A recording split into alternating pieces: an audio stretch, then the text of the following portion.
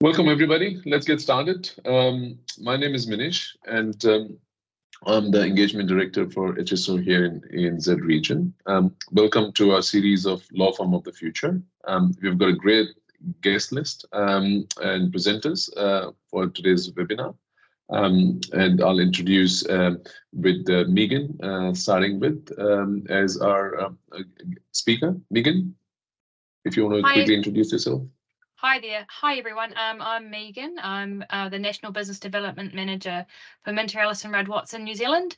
I've been at Minters for 16 years now, so I've seen a lot of change, and I have been involved in all of our CRM projects from day one. We've had 3 of them, and so we've had involvement, and they've all been Microsoft based actually for 15 years now, with 3 rollouts. So, but that's sort of the side job, I guess, to my BD work. Yeah. Thank you, Megan. That is an awesome experience. We'll surely leverage that in the presentation. Damien. Hi everyone. My name's Damien. I'm the business application specialist for Microsoft. I specialize in the professional services industry. I actually managed a professional services firm from an IT perspective for many years, so kind of understand some of the nuances of managing such a practice. But I'm here to assist Manish and the team, who are specialists in this industry. Thank you, Damien. Welcome on board, Victoria. Hi. Prior to joining HSO, I worked in-house at law firms, overseeing legal marketing, technology, and operations. And was a long-time client of HSO on the Legal 360 product, which I implemented at 3 separate firms over the last 15 years of that in-house career. Excellent. So you've come to on the other side of the fence now, Victoria. Yep. Thank you. And we'll leverage some of your experience both as a client as well as now on the other side. So, and last but not the least, Whit. Manish, how do I compete with those 3, right? So everybody, I'm Whit McIsaac. I'm the original founder of Legal 360, which is now under the umbrella of the HSO organization. I've got close to 30 years of law firm technology experience. So fortunately, for the last 15 years, with the help of Victoria and Megan, we've been working closely with the Microsoft teams to build out this Legal 360 solution that's deployed on top of Dynamics 365 and the Power Platform. So I get the fun experience of traveling worldwide to meet with law firms to talk about their technology and business development, marketing, relationship intelligence requirements. So thanks everybody for joining us. And Manish, let's go. Thank you, Whit. And as you saw, we've got a great team with both clients as well as the Microsoft side things. Why don't we start with Damien and the Microsoft and what Microsoft is bringing, all the beautiful innovation and the features and functionality. And over to you, Damien. Thanks, Manish. Probably just go to the next slide. Promise, guys, there's not too many slides. We'll get into the good stuff. One of the things that's kind of important to realize is that it's not like we don't have separate products. It's all part of the one Microsoft cloud. So the security is integrated, the business apps, the modern work, it's all integrated, the data and AI, which is important. It's a platform, not just individual products. Next slide, please. Obviously, we're talking about the sales and marketing piece today, but there's a number of other solutions that we have around the business application stack, practice management solutions, finance. We've got a lot of other stuff that businesses probably start with their customer experience, and then they move to the practice management, workforce management. So we have a large array of business offerings. Next slide, thanks. And I'll just quickly touch on this because I don't want to spend too time, but we've just announced Copilot. Obviously on everyone's mind at the moment is ChatGPT, and we're infusing AI and machine learning into all of our products, not just Azure, but into our business applications and into our Office 365. So with that, I think that's the last slide. So Damien, thank you very much for that. And I just want to echo something briefly about the AI and the ChatGPT from the Microsoft standpoint. Victoria and I had an opportunity to do a presentation just a few weeks ago, and the absolute overwhelming topic of conversation was what's happening with ChatGPT. So we got a series of slides available at the end of the presentation. So hopefully when we get to Q&A, we'll have an opportunity to talk specifically about artificial intelligence and machine learning and predictive analytics and what Microsoft is doing from that standpoint, because we honestly think it's going to change the way this type of technology impacts the business, and in today's case, the business of law. So we're seeing the same thing here in Australia. It's on every law firm and accountants' lips at the moment as well. And I'll just state that we spent $27 billion on R&D last year, which is probably more than most of our competitors earn in revenue. So it's watch this space. Thanks, Whit. Love it, absolutely. So for those of you who are not aware of who our group is, so the HSO and Legal 360 scenario, I just got a quick slide. We're about 2,000 employees, growing at a rate of 25% a year, 100% focused on the Microsoft technology stack. And you'll see as we get through today's presentation how we can incorporate that into what law practices are doing. We've implemented just over 100,000 law firm users. So for the past 15 years, there's been a lot of momentum and a lot of success in that area. And the majority of the technology that we're going to be talking about is technology that was actually brought to us through requirements by our clients. And Megan in particular, very early stages, was responsible for offering up what she felt we could do to help benefit Minter Ellison. So from that standpoint, we're only as good as our clients are. And unfortunately, we've had a lot of wonderful clients. From the CRM standpoint, marketing, business development, case and matter experience, relationship insights, alumni management. We'll talk about some of those things as we get through today's session. Our footprint globally is very broad. So across all continents, very diversified organization. So lots of depth in legal, lots of depth in Microsoft and Microsoft Dynamics, and lots of experience from software development, functional and technical consultants, support, and engineering. So from that standpoint, we're gonna cover a lot of this as we get into the presentation today. Last thing I'll lead with is we're part of what Microsoft calls the Global ISV program. So out of 28,000 Microsoft partners, there's only 25 of us that are in this category. So what it means to our clients is we're connected as high as you can get from a product architecture, roadmap, go-to-market, industry. So our clients have the luxury of being connected all the way to the top of Microsoft. So from that standpoint, it really helps broaden the reach and make sure that they're aligned with the latest and greatest technologies that Microsoft brings to the table. So with that, why don't we jump to the next slide, Manish? Victoria, I think you're going to jump in and talk to us a little bit about what we're seeing in the legal market, right? Yeah. So Whit explained about sort of who we are, who HSO is, and our Legal 360 product. But why are firms selecting Legal 360? Why did I work at 3 law firms that selected Legal 360? One of the things that always struck me about HSO before I joined, one of the reasons that I did join, is that we do truly understand the legal industry and your business and your dataverse, which we'll talk about in a moment. Not just myself, there's other people throughout our organization that have worked in-house at law firms. So we really do understand the pressures that you're under, the frustrations that you have, the challenges of working in a law firm and with lawyers. Our platform itself is tailorable to your firm. So whilst the legal industry has similar nuances across all firms, there are things that can be unique to an individual firm, and a lot of that can be around nomenclature or the way that the firm is structured across practice groups, practice areas, sectors and industries. All of those things are very important to be able to tailor within a system like Legal 360, and being able to do that with ease and with not great overhead, things aren't hard coded, for me was very important when I was selecting Legal 360.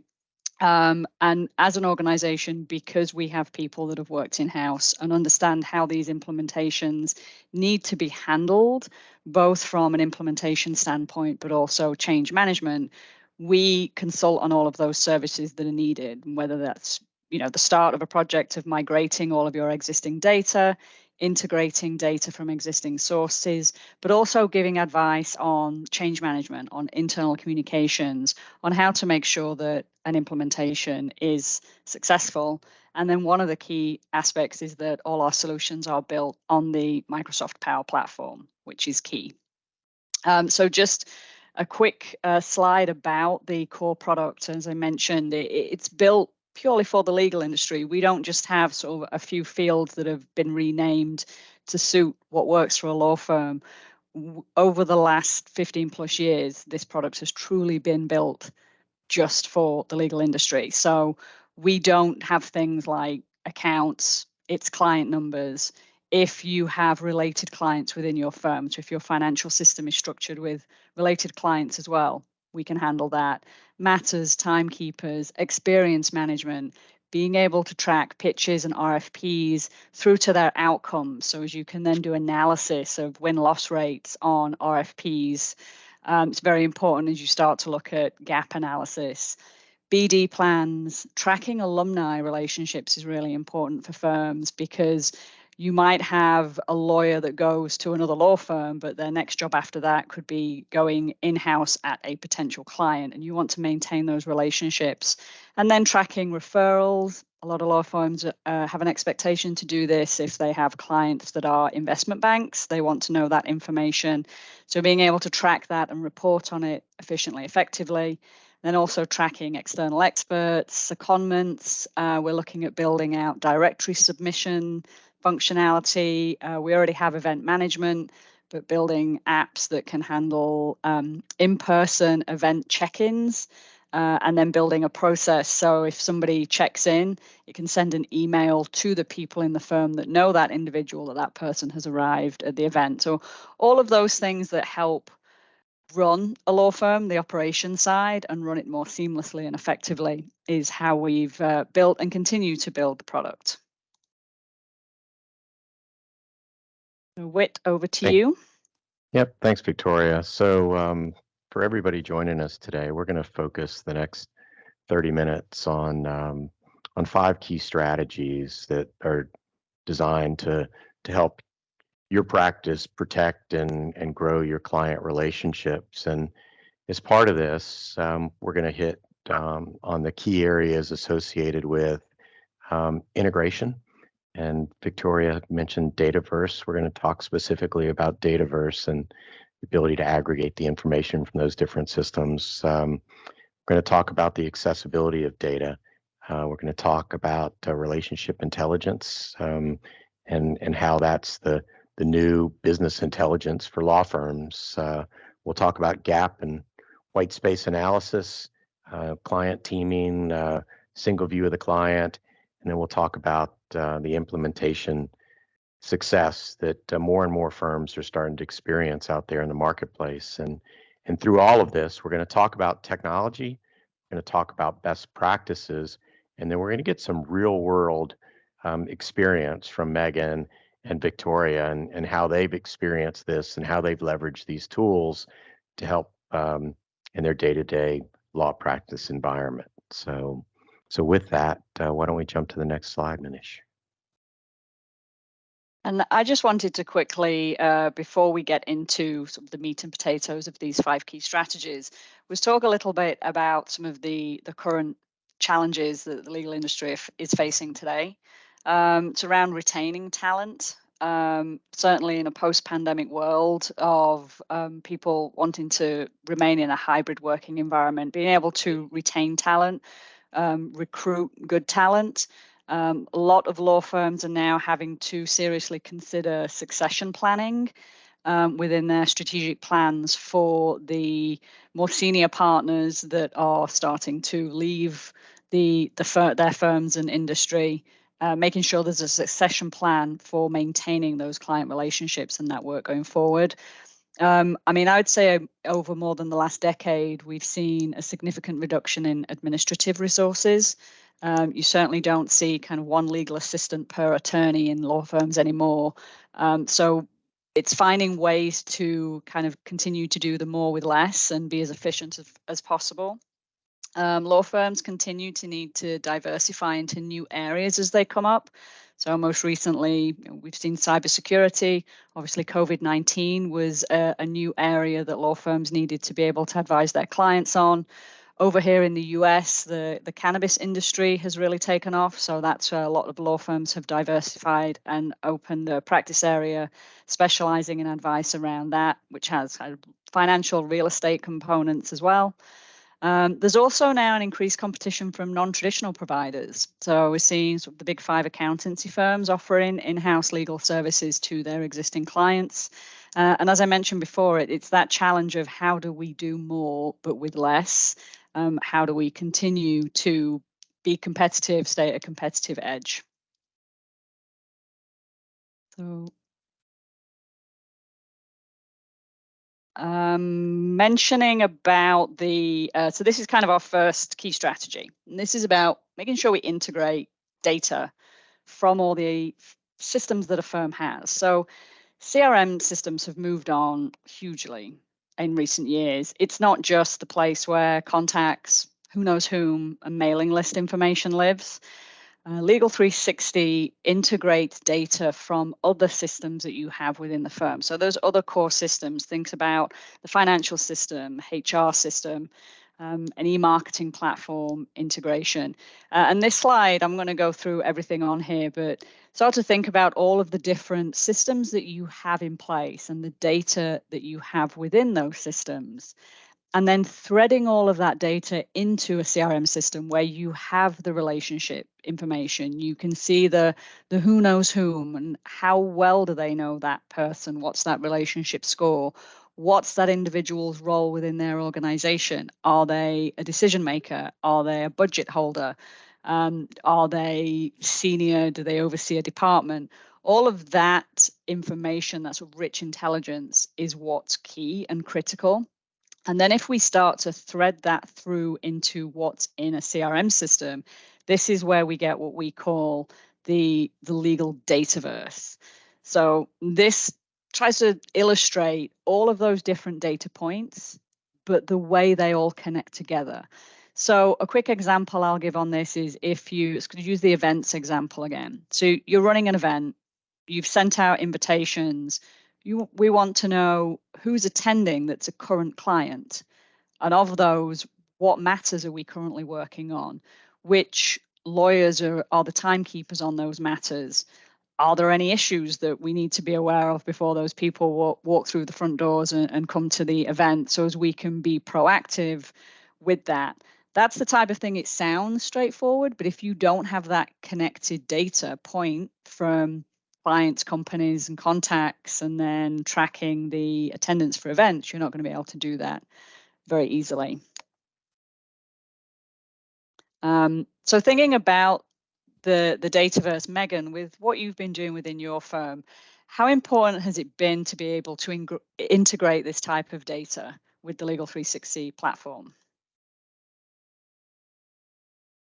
It's absolutely essential. I actually can't imagine not having connected data now. I think we've probably been really reasonably connected for about 6 years now, and you start to feel you can't remember what it was like before. But one of our key reasons for going with Legal 360 was the fact that we were going to be able to connect everything up and get that full insight.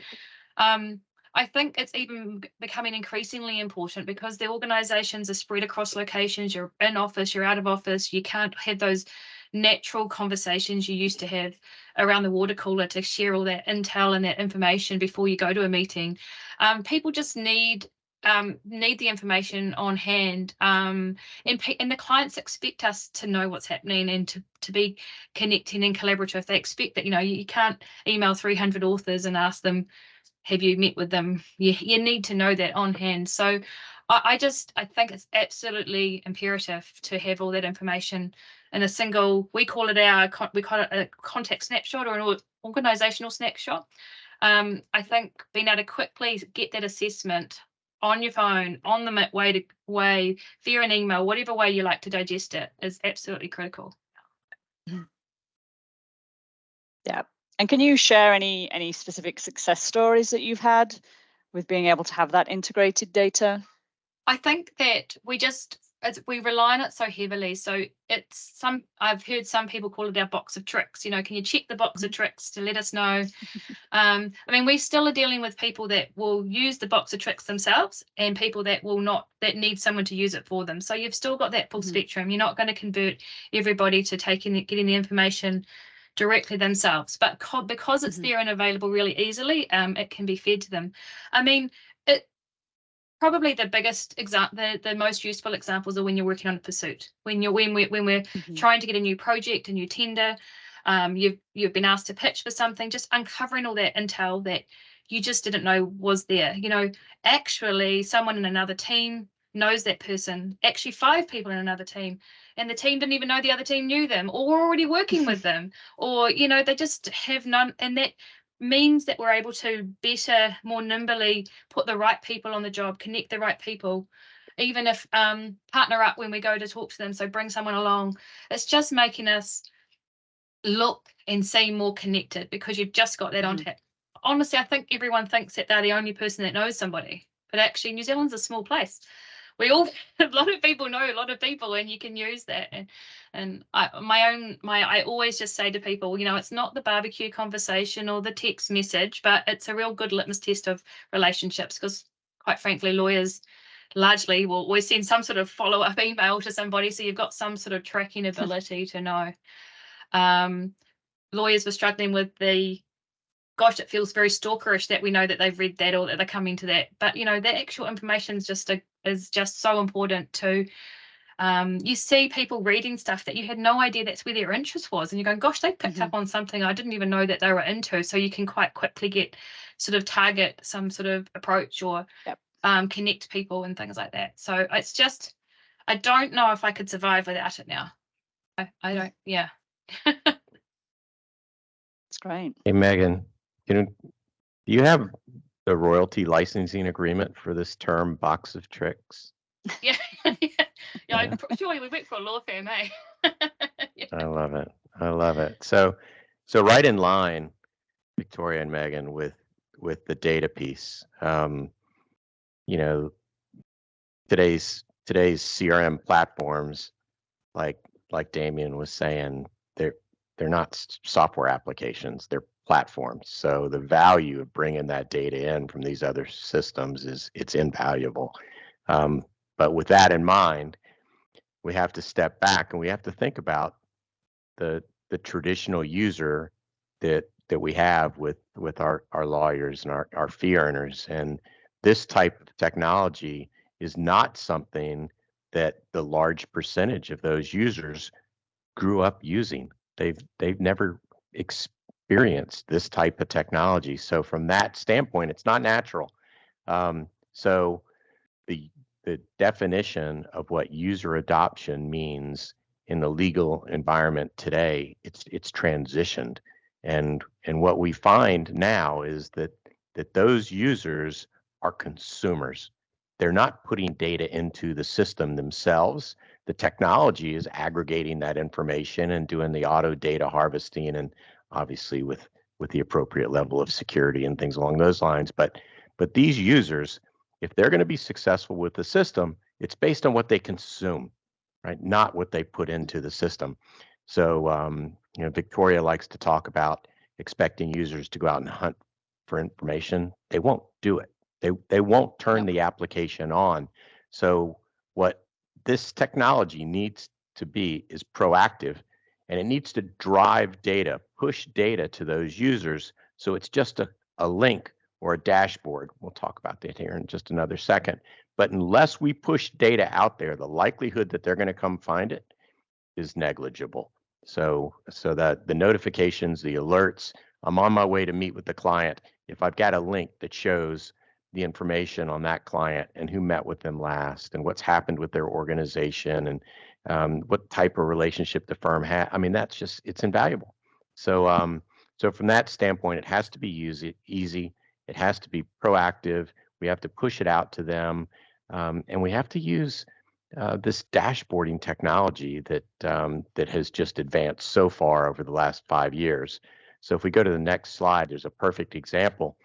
What we've done is we've aggregated a couple of different types of dashboards. In this case, we're looking at cross practice, cross region, referrals, and opportunities. So if you look at these pie charts and you see the labels on those, it doesn't take much history and experience with this type of technology to know that if I want to look at transportation and litigation in the Sydney region, I click on the buttons and it delivers the information for me. So there's not a lot of training. There's not a lot of technical requirements here. It's designed to be very, very easy. If I'm a technical user, I want to go in and I want to see the details associated with that. Everything is behind the scenes. So so we refer to it as an iceberg. You know, you can just see the very tip of the iceberg, but below that is volumes of information relating to the client in the region and the practice group and the industry and so forth. So the next slide's another example of dashboarding technology as it relates to opportunities. So again, we've got this tied in with the financial system. We've got it tied in with the goals and the metrics system. So what we're doing is we're looking across clients to see what opportunities, what new pitches we've made, what proposals are in place, things along those lines. So again, if I've got the ability to read the labels and see the colors on the screen, I can navigate through these screens. It's just changed the whole user interface. And what you don't see these days is full screens of text. I mean, it's just that slows everything down. So dashboarding is the way to go. Microsoft's got this wonderful tool called Power BI, which we're leveraging very, very heavily across all these applications. And then that's supported by something called Power Apps, and you know, the citizen developers and the ability for firms to be able to take what we've built and build on top of it. So from this standpoint, Victoria, you've had a chance over the past 15 years to deploy this across 3 global law firms. Have you seen this change in your history? One of the biggest changes is because being able to present the data and the information in this way, as I refer to it as pushing information at the users for them to go and consume, cuts out a significant need for training. At the start of those 15 years, tried lots of different variations of training methods, classroom-based, webinar-based, one-to-one training at somebody's desk side. None of it works. None of it's absorbed. Lawyers are too busy. And it's just now I've got one more new thing to learn. So being able to utilize dashboards, being able to now utilize Power BI, which is incredible, the capabilities that we can have there, and just being able to build these one-stop shops for lawyers, for BD and marketing people, for legal assistants, professional development, experience managers, to go and have that snapshot, but then be able to drill down into additional information that they need to be able to build reports that delivers all the information that's needed. It's just been such a game changer, and it saves such a huge amount of time. I think that's one of the key areas that we mentioned early on, is the doing more with less. There are less resources. And I'll give one quick example. And this was the first law firm that I implemented Legal 360. So before we had, the capabilities of Power BI, but I sat down with the manager of the RFP and pitch team, and he was spending many hours every month having to collate information into an Excel document to then create charts to show kind of the number of RFPs that the team were working on, the win-loss rates, and any other analysis he was able to do in Excel. So we looked at, well, if instead we were recording all of this information directly into Legal 360, what reports could we then build from there, which is what we did. We built out the opportunity entity to be able to track RFPs, the RFP team, who was on that team, and then pulling in that information from a HR system, what that team member's primary office was, their primary practice area, their job title, all of that great data. Brought all of that in. So as members of his team and other members of the BD department were working on a pitch or an RFP, the first thing was they had to go and enter that as a record into Legal 360. And then from that data, we built a report. So each month he just had to go and click a button and the report he needed. After that had been running for a few months, we did sit down and work out that it was saving him on average about 30 hours a month just in that administrative time of putting things in Excel and having to recreate charts every month through things. Like that's almost a full week's worth of work every month that could then be reassigned to working on more RFPs, bringing in more business. So just be utilizing the data. My mantra's always been, if the data is there, it needs to be usable, it needs to be referenceable, it's got to have a benefit. So making sure that there are these benefits by being able to push that data at end users so they can consume it.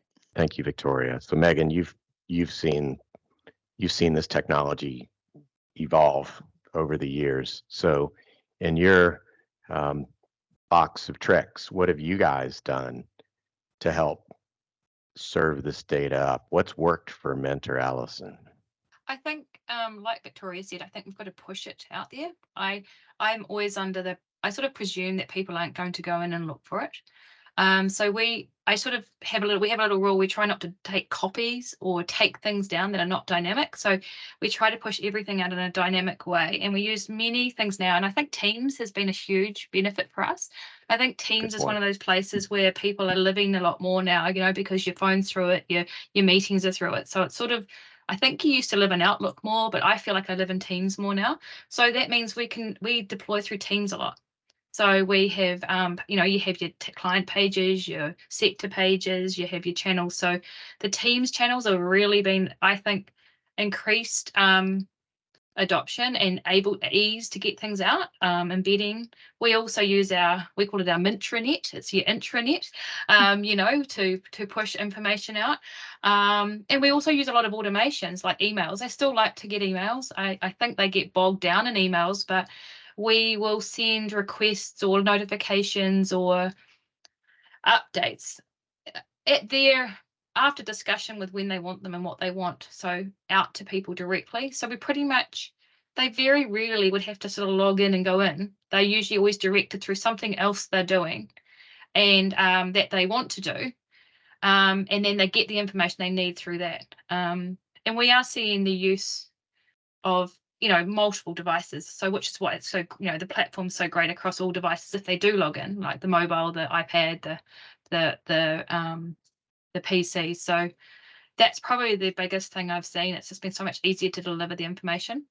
And we do use dashboards, obviously. We deliver the information using all sorts of things. Sometimes it's just to a form, sometimes it's a dashboard. It's just whatever you need for that role or task. Yeah.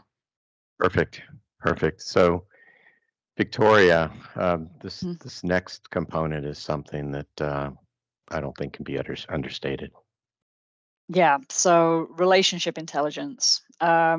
Relationships 360 is the HSO updated modern approach to ERM, enterprise relationship management. So there are other tools that are out there in the market that does a similar thing of it's harvesting data from Exchange. It's taking information from emails coming into the firm, going out from lawyers to clients, Outlook appointments, kind of, and signature scraping, you may have heard it called.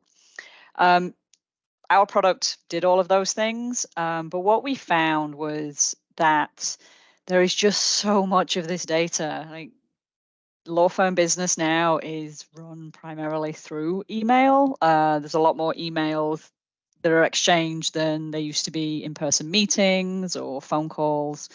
So just the volume of that data to trawl through to identify what's the most valuable, what don't we really need, is a huge burden. And we're trying to look at how we streamline things, how we don't need, an army of data stewards to be able to go through this data, because we don't have those resources at our disposal anymore.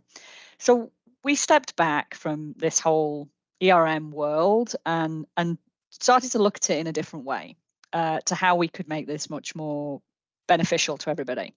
The first things that we knew was that lawyers just don't have time to update Outlook contact records. And in most cases, people don't use Outlook contact records anymore because of the way Outlook works. You open up a new email and start typing in somebody's name and it will auto-populate.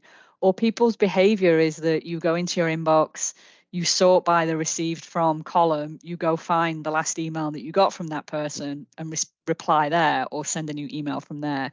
So we've seen that just Outlook contact records aren't being utilized, aren't being used, aren't being updated.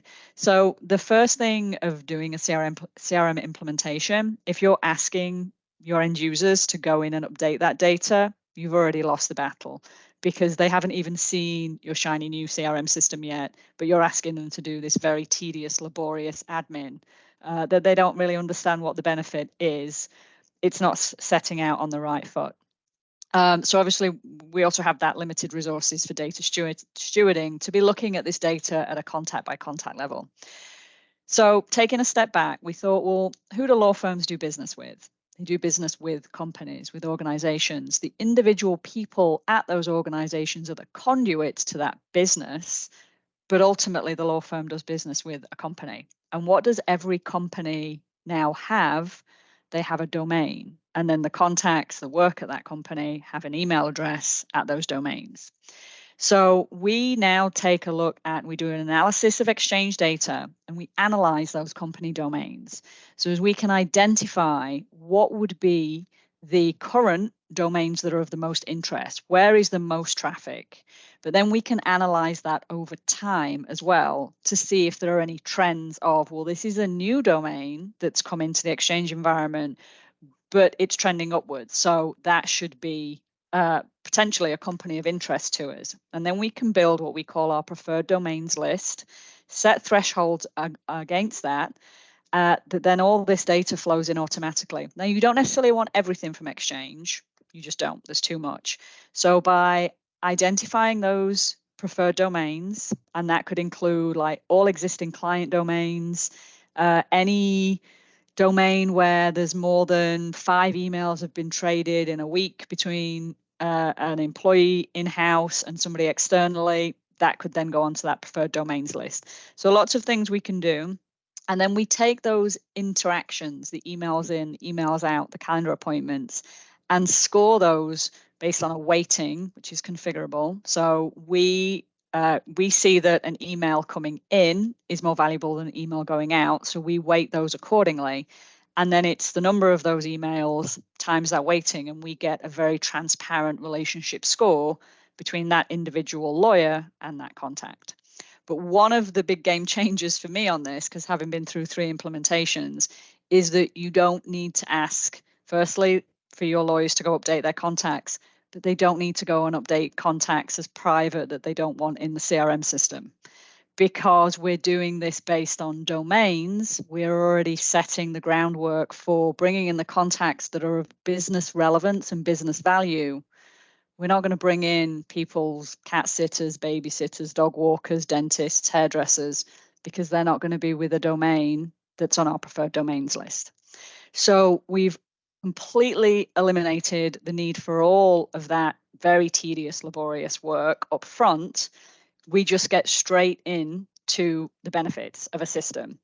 Because we're using Exchange data too, we can also get historical data. So on day 1 of launching Relationships 360, we can go back 3 months, 6 months, a year.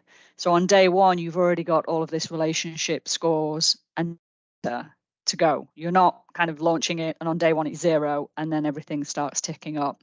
So a quick few screenshots on how this looks. You can see this is a company record within Legal 360. If you could just focus on that centerpiece where we've got contacts and relationships. And we've got, I call that the donut chart. I heard somebody the other day call it the lifesaver. So I don't know whether that says more about me thinking it's a donut. But there you can see the total score for this company. And then we would see all of the lawyers down the left-hand side, and we can expand to see the individual contacts that they know and then their individual relationship score. One of the big differences for me with our product versus our competitors is that this scoring is completely transparent. As I said, it's based on the number of interactions times the weighting of that interaction.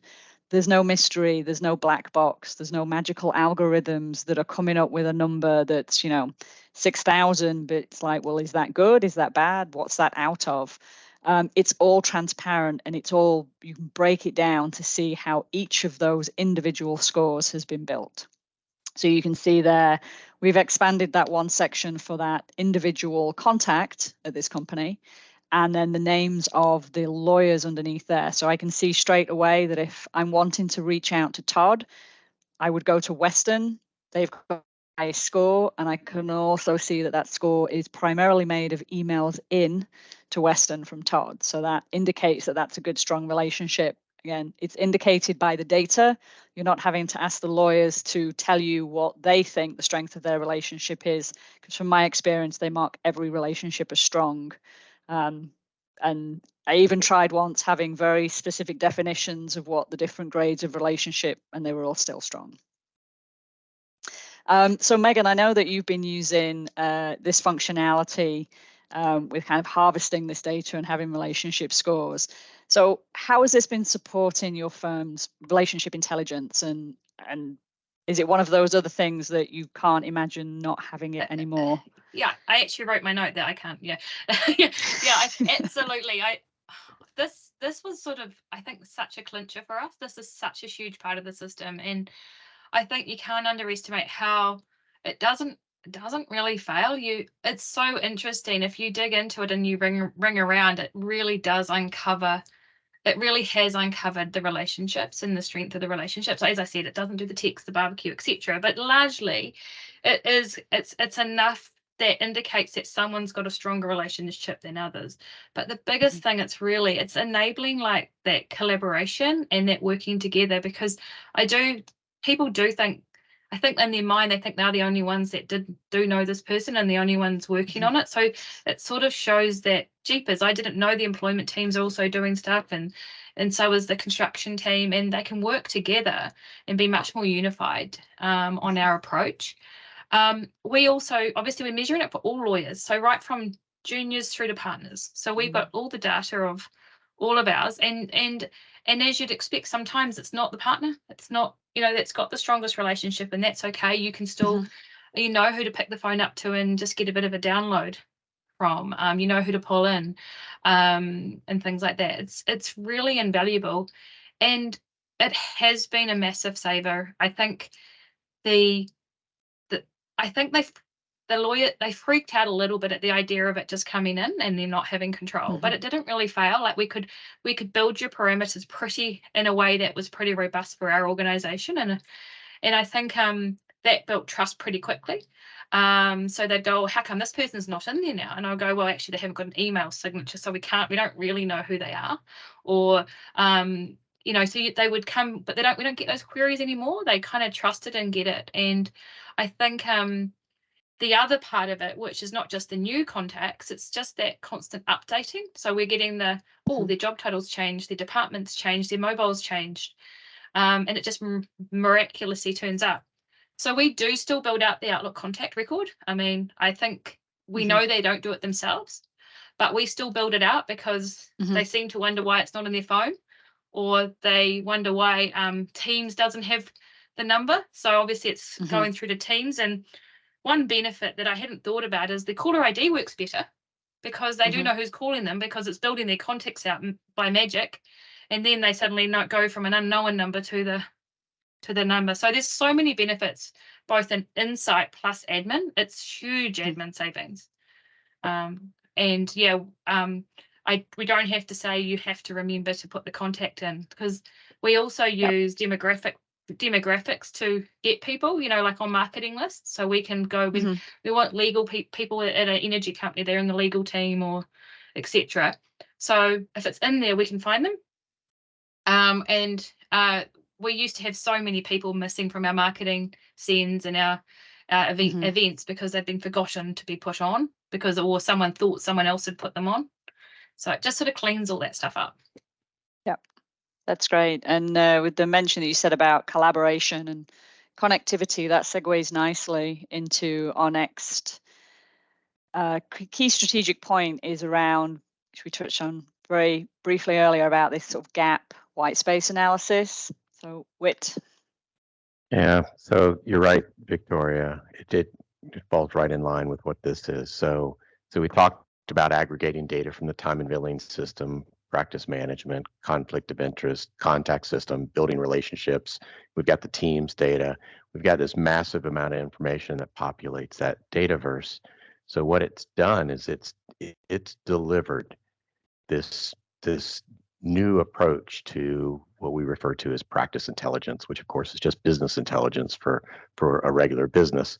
But we have at this point, we have a consolidated view of the relationship that the firm has with the client. So not only the financial clients and matters and billings and fee earners, but now we actually see contacts and relationships and activity and the trends associated with that activity.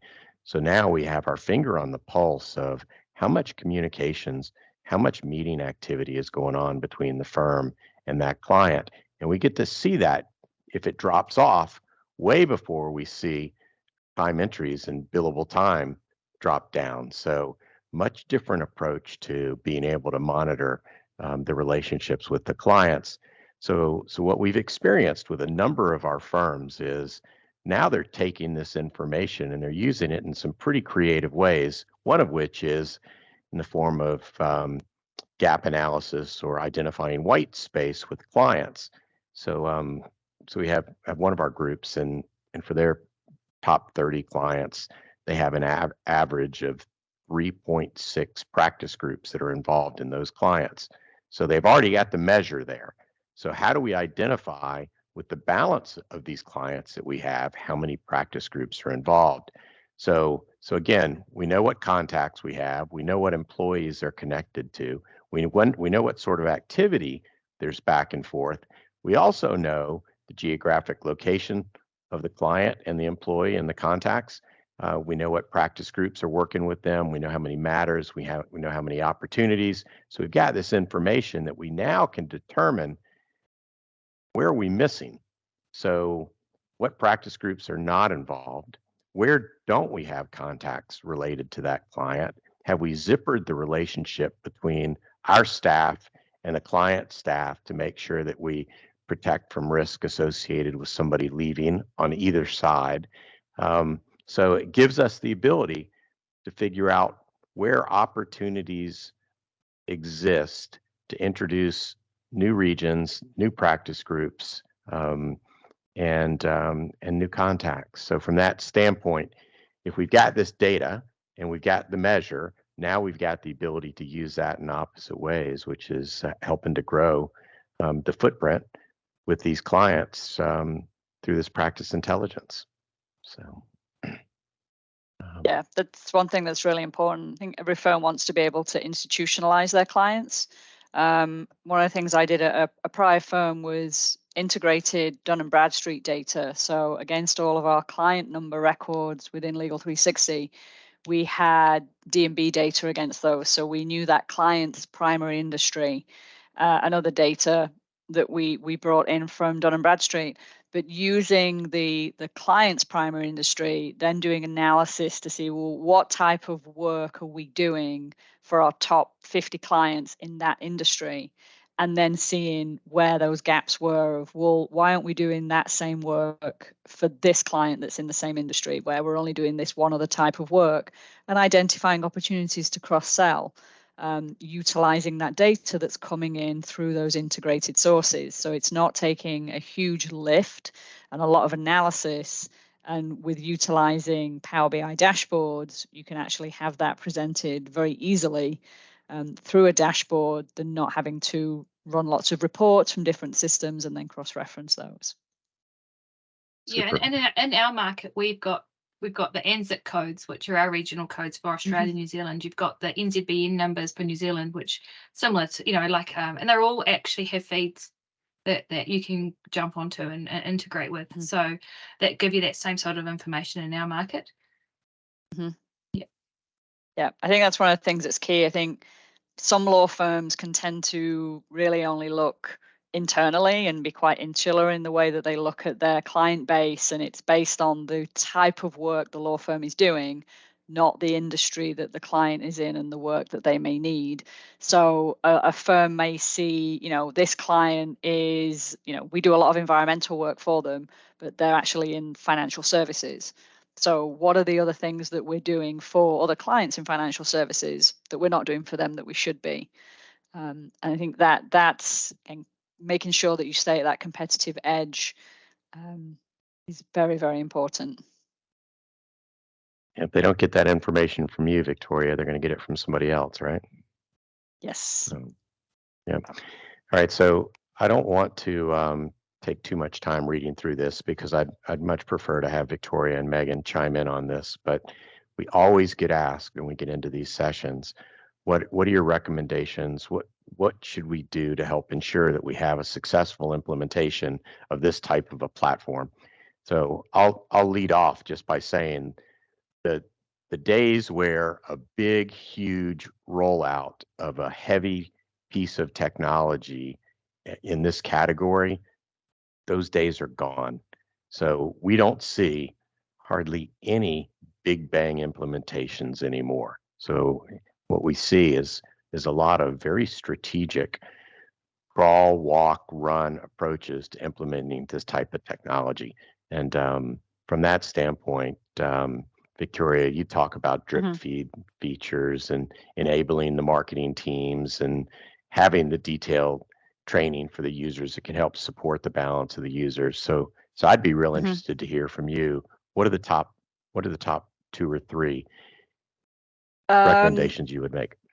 Yeah, so the top one is that the drip feeding of functionality. Again, thinking about people don't have time to be trained. People just don't really have the capacity to take on more knowledge. But if you just drip feed something to them until it becomes a new behavior, a second nature, that's where I found the most success. And I liken this to learning to drive a car, which this analogy doesn't work as well over here in the US than it did when I was in the UK, because nobody really drives manual cars here. But I used to say, if you remember the first time, like your first driving lesson, trying to figure out how the clutch worked and the gears worked, it seemed overwhelming. To taking lots of lessons, taking your test, passing your test, driving for a while, and then you could drive from A to B and you've not paid any attention to the journey. You've just got there because it becomes second nature. And for me, technology is like that too. If you overwhelm people too early, they sort of shut down and they'll just blame the system, not that they need to learn something. So that's been one of my tips, is to prioritize what you're going to start off with, what's like day one functionality, and then just give a little bit more. And we can do that with Legal 360 with our forms, because we can have, I used to refer to them as light forms, which have less fields on them. And then you can just slowly over time add more fields and data points to those forms until people get used to them. Certainly looking at sort of slower and more strategic rollouts versus that big bang. It just allows you it gives you the luxury also of gathering feedback, identifying champions and success stories. Those internal communications and having that strong change management strategy for these implementations is very, very, very key. And I put on there just making sure that you assign both the time and the resources to the change management and the internal communications, because without those, it won't be successful. Megan, if you had to pick 3, what would you say? So I think I've tried I think I've done these and wish I hadn't as well. So I feel like, you should agree. I feel like you need to agree your fundamental principles quite early. When I say principles, I'm thinking they need to give you permission that you are going to take all that information. They have to agree it's an open system, not a closed system. They're not going to protect. They're not all protecting. I think if you can have those conversations and they all get on board, then you can pretty much just go forth. And if you don't, then you're always battling that sort of, well, like, should I put it in? Can we put it in? Is there privacy? All that sort of stuff the lawyers will obviously very focused on. I also think just have a plan on your data strategy, and the relationship 360 tool really helps. I think a lot of this happens before you do the implementation, but just know where you want to go, whether it's fully connected, what good looks like. You don't have to get there on day one, but you kind of need to know and test against what you're trying to do. I've found that data's been our probably biggest downfall in the past. If people don't trust it, they don't trust the system. So I feel that spending the time making sure you've got a plan and you know how to approach it on board and things like that is really important. And I think that I call it rollout by stealth. So I think that's what you call your drip feed. I think once we've got the system, the data's there and everything's percolating. And I guess for us, I think there's 2 day ones. There's day one when the marketing team starts using it and we turn on all those integrations and we start getting the information. We don't let anybody kind of get to that for a while because we let that start to work. And then once it's working and you've got it and it's reliable, and it could even be a few months, then you start to do your sort of rollout with stealth, I'd say, with the features. And from my perspective, the first features we really rolled out to the authors was what I'd call that contact and organizational snapshot, because that was what they'd asked for. They had pain points on that. I have to run to the library, I have to Google, I have to go to LinkedIn, I have to go to the finance system. It takes me 2 hours to get the information I need before a meeting, that type of stuff. So we go, well, here's something I prepared earlier. Does this now give you what you want? Oh, yes, it does. And then you're away. And if you give it to them when they need it, ahead of the next meeting they've got, and you just say, well, actually, we've tried this. Does this work? You build momentum and then you start to better roll it out to them. But from my perspective, we had a sort of 2-stage rollout. The last rollout, which was one, get the data, the team, the marketing team, all of that stuff working, and then the user, the authors using that information. But I think having those principles agreed meant we had the permission to do that and keep going. So I guess that would be my 3 things. Excellent. Well, it looks like that we have had a great time. I'm just mindful of time, and I want to allow some questions and things like that. While we're summarizing, maybe in the next couple of minutes, if people want to put in a question in the chat or ask, please feel free.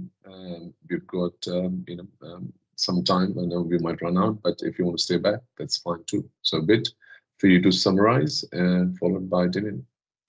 Yeah, just the quick summary from my standpoint. That final slide just talks about the areas that we covered, and hopefully everybody found some value in the information that Megan and Victoria and Damien and myself, Manish, were able to communicate.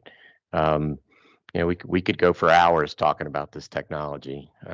We love it, and it's something that we're very passionate about. But what I'd like to do, while everybody's thinking about putting some questions over there in the chat window, is I'd like to ask Damien just to give us a quick overview of what Microsoft is doing from an artificial intelligence and a chat GPT standpoint, because it's made significant news over the last several weeks. Yeah, look, it's kind of interesting because we've actually been infusing artificial intelligence and machine learning in our products for a couple of years. It's just ChatGPT is the Hollywood star that goes on the red carpet that's brought it to the front, and we've sort of formalized it with a project that we call Copilot. So basically embedding machine learning in all of our products, Dynamics, Office, everywhere. Where you'll see, like, ChatGPT is obviously getting a lot of traction, but some of the basic things that will allow you to do, for instance, the machine learning will allow lawyers to free up time in their Outlook. It will actually propose replies to emails, can summarize Teams meetings and actually suggest next best actions. So what it's doing is that it's actually, in the first stages, is actually freeing up a lot of time for professionals to actually then do the job that they're paid to do. And then the other areas we're seeing is in terms of the chatbot, like our virtual agent, which is our chatbot. We've embedded ChatGPT in there, and we've given a few demos showing how asking that question, like even if it's about precedents, and you can point to a precedent database and it can search and suggest, potential precedents that can help with your firm. So all of that kind of stuff is now, getting up to the board level, whereas it was kind of IT and geeky and we don't really care. Now it's actually going to be a game changer in terms of law firms and professional services firms.